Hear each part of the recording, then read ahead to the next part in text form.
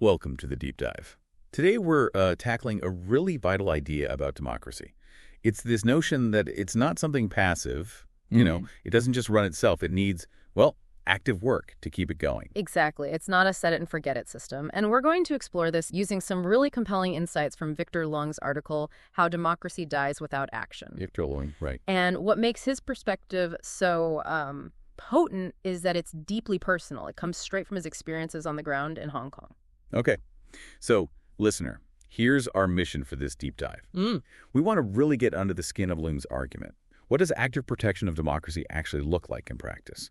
We'll unpack his analysis, look for parallels, and try to pull out those key lessons that are relevant for all of us trying to understand how these systems function and maybe more importantly, how they can break down. Mm-hmm. And that Hong Kong experience he brings is just crucial context. It's not abstract theory for him. Definitely not. So where does Lung kick things off? Well, he starts by challenging a common view. He says, look, democracy is way more than just the visible stuff, the debates, the elections, leaders acting respectfully. Surface features, yeah. Exactly. He argues those are almost like symptoms, signs of something deeper that needs to be there. Okay, so let's get into that deeper level he's talking about. He uses this really striking analogy. Compares democratic processes to fake currency if they don't have real power behind them.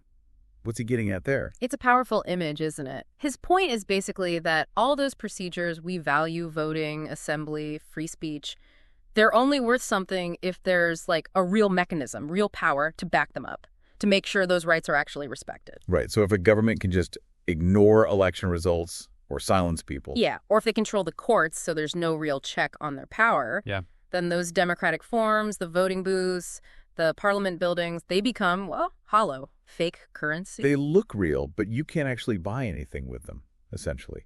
Precisely. It might look like democracy on the surface. Maybe they even hold elections regularly, but if opposition is stifled or the judges just do what the government wants, then the substance, the actual protection of rights, isn't there? It's missing. That's the core of the fake currency idea. That makes a lot of sense. And he also pushes back against the idea that stable democracies just sort of appeared fully formed, right? Oh, absolutely. He makes a really key point that the peaceful, stable systems we might admire today didn't just happen. They were often forged in, really tough struggles. People had to fight, often at great personal risk, to win those freedoms in the first place. The peace and order came after the defense of those rights, not before. So the stability we see is built on a foundation of past action, past struggle. That's his argument. It wasn't handed down. It was won. And this ties directly into his own story in Hong Kong, which, as you said, is so central. He talks about years of peaceful activism. Yes, and there's a real sense of almost tragic optimism in his description of that earlier period. He describes how people genuinely believed for a long time that if they just followed the democratic playbook, peaceful marches, reasoned debate, vigils, that Hong Kong would naturally move towards greater democracy. A belief in the process itself. A strong belief. Yeah. But then 2019 happened. Yeah, the turning point. Huge protests, millions demanding basic rights, like choosing their own leaders, holding the government accountable. An absolutely massive, undeniable expression of public will. But Lung says this is where the hard truth, as he calls it, really hit home. Okay, what was that hard truth? That despite the millions in the streets, despite the commitment to nonviolence, they fundamentally lack the power to make the government grant those demands. Because the government control the key institutions. Exactly. The courts, the police, the whole state apparatus, even things like influencing media narratives and pushing through laws without real consultation. Those levers of power weren't in the hands of the people or accountable to the people. So the sheer number of people and their hope wasn't enough against that concentrated state power. That's the stark reality he describes. So what's the main takeaway he wants us to get from Hong Kong? What's the lesson? The core lesson, I think, is that democracy isn't something you just get or earn passively by being good Democrats. It has to be actively, constantly protected. Hope is vital. Believing in the principles is vital. But Lewin argues it's just not enough on its own. You need the readiness and, crucially, the ability to defend those principles when they're threatened. Which leads him to be quite critical of just, studying democracy or knowing the rules He thinks that's insufficient. Yeah, he's quite direct about that. He thinks just reading about it or knowing how the system is supposed to work doesn't cut it. He has another analogy for this, right, about learning lines in a play. He does. He says it's like learning all the lines for the part of a king in a play. You can know every word. You might even give a brilliant performance. But it doesn't actually make you a king. Right. It doesn't give you real power, and it doesn't guarantee the kingdom is real or secure. Knowing the forms of democracy doesn't automatically create or preserve the substance of it. So it's the gap between theory, the script, and the actual reality of power and protection. Precisely. And to bridge that gap, he argues, requires something more than just understanding. Which is? A willingness to take real risks. He argues that genuine democracy requires citizens who are prepared to actually stand up and defend their freedoms, even when it's difficult or potentially dangerous. It's not just an intellectual exercise. There has to be skin in the game, so to speak. That's a good way to put it. Real commitment involving potential sacrifice. He then shifts to describing democracy as a kind of promise. What's the significance of that metaphor? It frames democracy not just as a system, but as a commitment. A promise maybe between the people and the government, or maybe just among the people themselves, about how they'll live together and govern themselves. But like any promise, It needs to be kept. It needs backing. Exactly. It only means something if people are actively working to uphold it.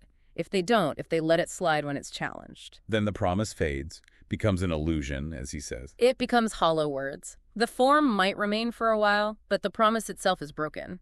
We've touched on how knowing the rules isn't enough, and this promise idea really underlines that. And the consequence of not acting, of letting that promise fade, is clear in his view. Very clear. The democratic ideals just become empty rhetoric. So what's the call to action here? What does he want people to do?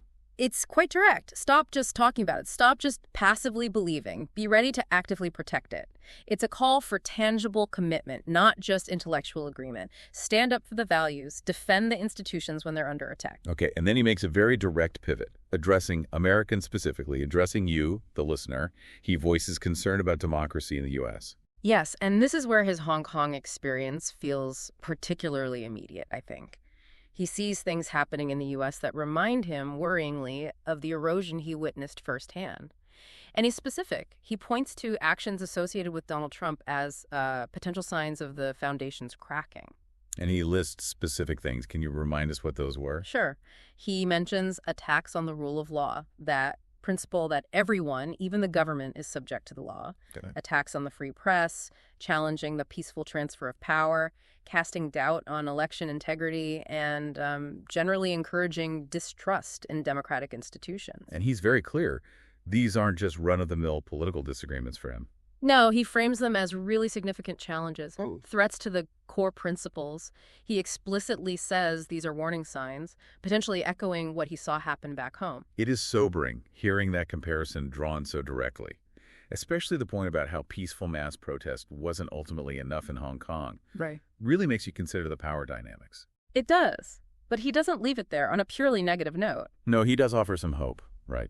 He says it's not too late. Absolutely. Despite the gravity of his concerns, he emphasizes that people still have agency. You still have a choice, you still have a voice. It's not predetermined. The power is still there to be used. Yes. He firmly believes that collective action, individual actions adding up, can still make a decisive difference. And he suggests concrete things people can do. Voting, obviously. Voting is fundamental, yes. But also actively speaking up for truth, countering misinformation.